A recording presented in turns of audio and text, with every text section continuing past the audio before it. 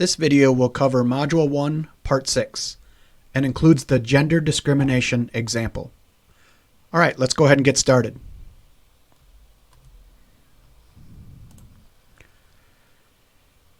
In the gender discrimination example, we are again going to have to separate the likely from unlikely outcomes.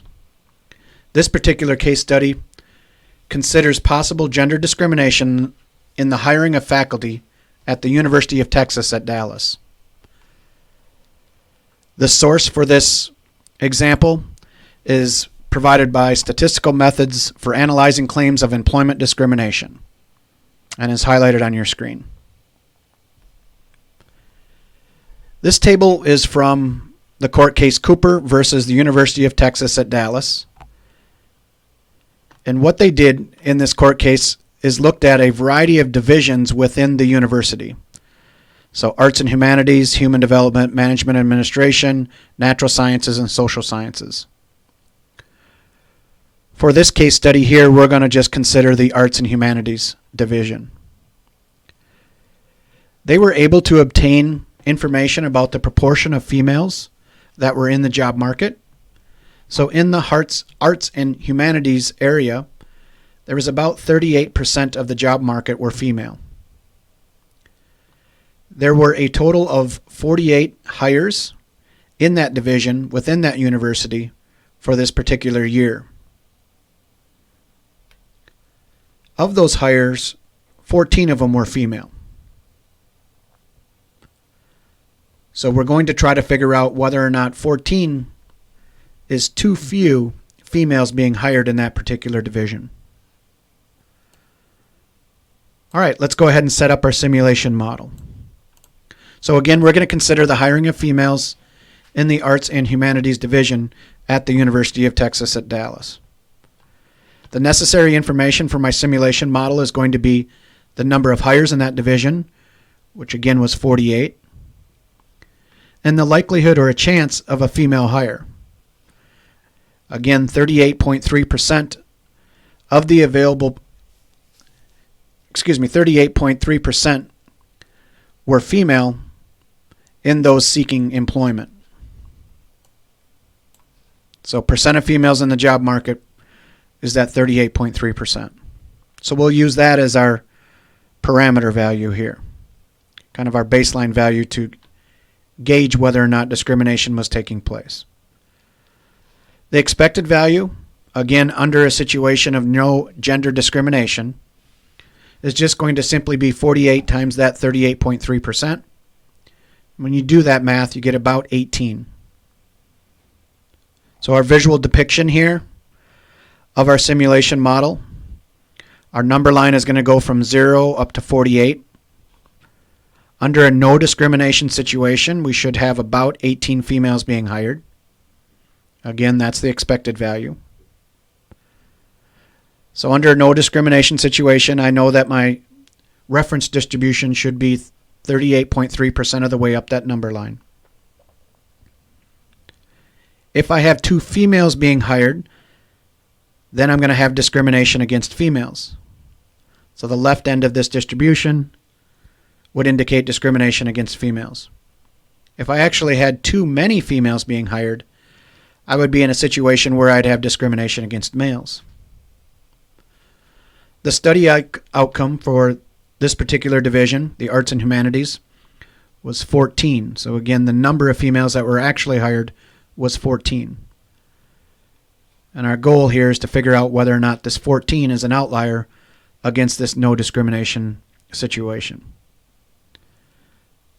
I don't know how much inherent variation exists in this reference distribution until I complete that simulation model, until I actually obtain those values. So if the amount of inherent variation is not very much, then 14 might indeed be an outlier.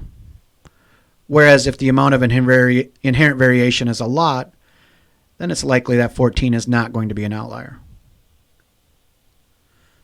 So real quickly, let's just review the relevant values from our simulation model. Again, we're counting things, so 0 is going to be the minimum value. 48, that's a typo there, that should be 48 is going to be the maximum number of potential women to be hired. So I'll fix that typo. That should be 48 there. The number of females hired is what my label is going to be. My expected value is 18. That's where the center of that reference distribution sits. I'm interested in the left side because I'm interested in whether or not 14 is too few. In other words, do I have discrimination against females? And my study outcome here is 14. To obtain the reference distribution, we're going to use the reference distribution app again. So I'll go over there and go ahead and set up one reference distribution for you. So the value here that's going to be the probability of success is going to be that 0.383. The sample size here is going to be the 48. If I want to obtain maybe 1,000 repeated samples, that's what I would use there. Let's deselect the animate, hide the spinners, and say draw samples. And that's what that reference distribution is going to look like. We're going to use the as extreme as box again to determine what our reasonable cutoffs are in this distribution. So that's how that reference distribution is set up. Okay, let's go back to the notes then.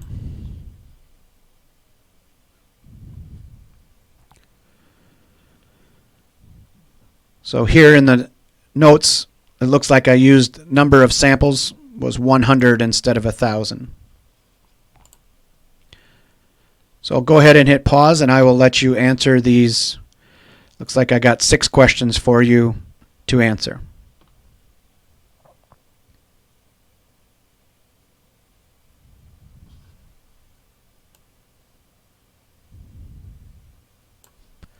Okay, let's go ahead and pick up with the application of the outlier rule here. So recall the outlier rule requires one to identify the 5% of the distribution that would be considered unlikely or unusual. In other words, whether or not you're an outlier. In this investigation, the interest is in the bottom 5% of the distribution because the question of interest is concerned with too few females being hired. Again, that would indicate that I have discrimination going on against females. So potential cutoff values here. If I look at this distribution, it looks like when I use 12 as a cutoff, so I'm putting as extreme as 12. I want to make sure and specify to the left side here. The number of dots that sit at 12 or below 12 is computed right here by the app, and it's 3 out of the 100, or about 3%. Now, if I move this value to 11, okay, so that's going to bring that red line to the left a little bit. I'm only going to end up with 1 dot there out of 100. I suppose I could move that line even to the left further down to 10, and I would not have any dots. Again, I'm trying to get this target value here at about 5%. If I'm using the 5% outlier rule, I want this cutoff value to yield a proportion here of about 5%. If I go the other direction, for example, if I go over to 13, that's what I show you down below here. If I go over to 13, you can see that I got 1, 2, 3, 4, 5, 6, 7. So 7 dots out of 100, which is 0.07 or 7%. So 13 is a little bit too liberal of a rule because now I'm up above my 5% target. 12 is just a little bit too conservative. Okay, so I want that to be close to 5%, and 12 produces a value pretty close to 5%. It's at 3% here. So I think the best cutoff for this distribution is going to be 12 because that proportion is close to that 5% level, but just a little bit under it. Much of that discussion is up here in that table, so I'll let you go ahead and read through that. So again, using 12 as a cutoff is most appropriate because there are 3 out of 100 or 3% of the dots at 12 or below. Using 13 as a cutoff is a little too high because that's going to give me 7 out of 100 dots or about 7%. Again, the goal here is to obtain a 5% level. If I increase the number of repeated outcomes, so in these pictures up here I only used 100 so that you could actually see the individual dots.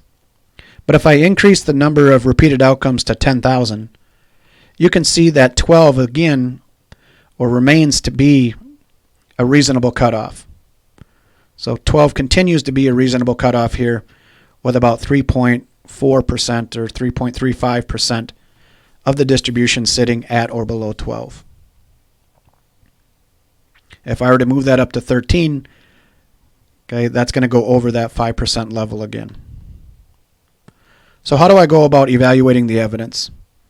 The question of interest here: is there enough evidence to suggest that too few females were hired in the Arts and Humanities division at the University of Texas at Dallas? So now after I've obtained my reference distribution from above, I know that my cutoff here is right at 12. So anything that's 12 or below is going to be considered an outlier. My study outcome is 14. So that's not enough evidence to be considered an outlier. Okay, so that does not sit in the outlier region of my distribution. 14 here is actually sits kind of within the realm of no discrimination. Now, it is true that 14 is slightly below the expected outcome of 18. So again, 18 was the expected outcome. 14 is a little bit below that, but it's not far enough below that in order to indicate that it's an outlier or an unusual outcome. So therefore, for this particular study, a study outcome of 14 is not going to indicate discrimination in the division of Arts and Humanities. I'll let you answer these questions on the screen. Go ahead and hit submit when you're finished, and my responses will come up so you can review how you did. Okay, that does that for the video for part 1 or module 1 part 6. Excuse me. Thank you.